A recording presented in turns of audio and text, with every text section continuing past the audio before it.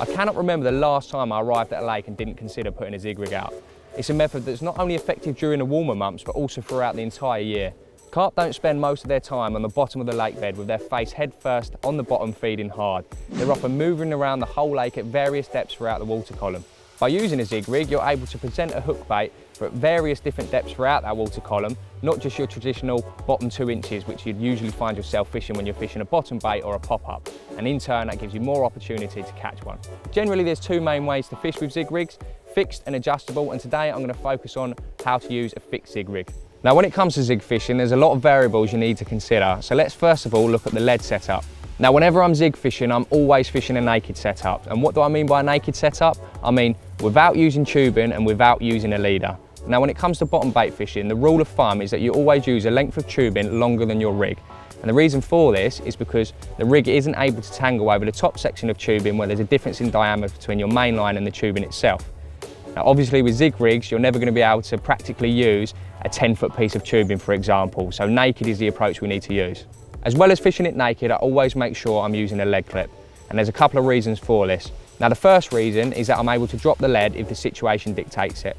I want that fish coming to the surface straight away, so by dropping the lead, I'm in direct contact with the fish, and often or not, I'm playing the fish in the upper levels of the water column.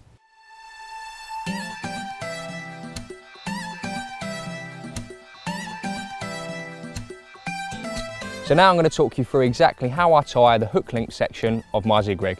The first thing I do is unclip the line from my spooler zig float and tie a small loop in the end. This will act as my hair. After tying my hair loop, I'll then put on my chosen bait. In this instance, and it's also my favourite bait when zig fishing, I'm using a short piece of black foam. I'll thread the piece of foam onto a boiling needle and then secure it in place on the hair with a bait stop. I then measure out my hook length using my tackle box. And for example, if I wanted to use a 6-foot zig, I'd often measure 7 foot of hook length, which gives me enough material to work with when tying the rest of the rig. I then take my pinpoint floater claw and attach it knotless knot style.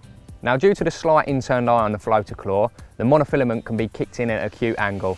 So what I do to negate this is slide on a piece of zig liner tube, which opens a gape and increases hooking potential.